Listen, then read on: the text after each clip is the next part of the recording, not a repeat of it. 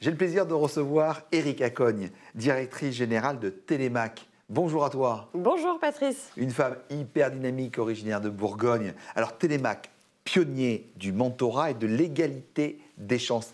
Pourquoi double mentorat? Effectivement, dès le début, on s'est rendu compte qu'il y a vraiment un besoin de rapprocher l'école et l'entreprise.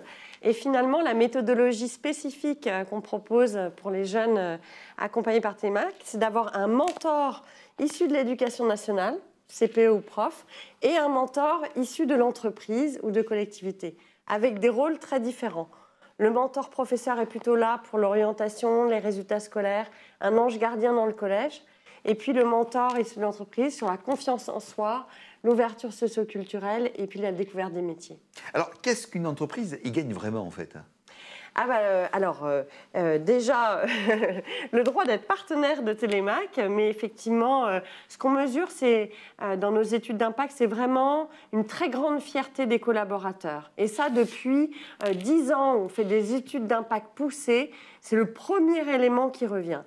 Le deuxième élément qui arrive dans nos études d'impact, c'est que être mentor pour des collaborateurs d'entreprise ou de collectivité permet de développer l'estime de soi, la confiance en soi, l'écoute, la compréhension des enjeux de diversité. Et en situation de management, les managers attestent qu'ils changent leur pratique de recrutement et leur pratique de management en ayant mentoré un jeune issu de milieux plus défavorisés. Alors c'est génial, mais on parle souvent de RSE, on parle souvent de philanthropie. On en est où exactement? Alors, moi, j'étais précédemment aussi dans le privé et dans les sujets de fondation et RSE. Heureusement, tous ces sujets ont beaucoup évolué ces dernières années. En revanche, moi, ce que j'inviterais à faire, c'est que vraiment d'avoir un distinguo sur ce qui est relatif à la philanthropie, les fondations, la RSE et les entreprises à mission, et essayer d'avoir une approche à travers ces différents leviers sur les différentes temporalités nécessaires pour faire de l'innovation sociale. C'est-à-dire, voilà, il y a du court terme, du moyen terme et du long terme. Parfois, il y a des entreprises qui me disent « Mais oui, Télémac, vous sélectionnez des jeunes à partir de la 5e. Moi, ça ne m'intéresse pas, je ne peux pas les recruter. » Oui, j'entends bien, mais si on ne travaille pas très en amont pour qu'ensuite ces jeunes-là arrivent à faire des études ou arrivent dans les filières qui vont ensuite recruter, ils n'arriveront jamais dans les entreprises. Donc, il est intéressant de travailler sur les différentes temporalités. Bien sûr. On parle aussi de 3 mesures phares pour véritablement changer l'ascenseur social. Alors ça, c'est un peu mes 3 mesures phares, parce que mine de rien, avec le temps, voilà, on a massifié le mentorat, on s'est associé à 7, maintenant 75 associations, on aide plus de 200 000 jeunes, Télémac, on a fait x10 en 5 ans. Mon constat, c'est que ça ne suffit pas et qu'aujourd'hui, il faut vraiment travailler sur des quotas. Moi, je pense qu'en fait, on n'y arrivera pas si on ne met pas en place des quotas de jeunes. C'est dur ce que tu dis, hein? Mais parce qu'il faut y arriver. Je sais que ça ne fait pas consensus, mais j'ai appris que you get what you measure.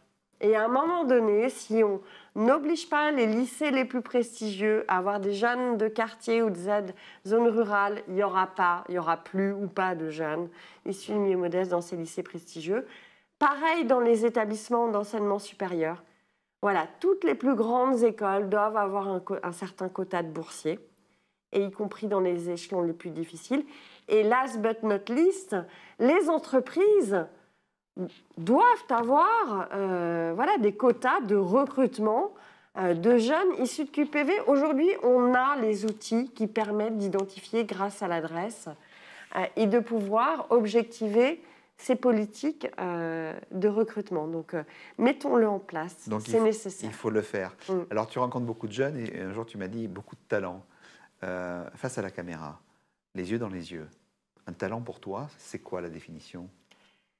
Un talent pour moi, c'est vraiment lié à l'audace. En fait, je crois que l'audace permet de transcender les idées, les envies, l'énergie. Et c'est vraiment cette énergie qui caractérise tous les talents, l'audace. L'audace, t'en as beaucoup. Merci beaucoup, Erika Cogne.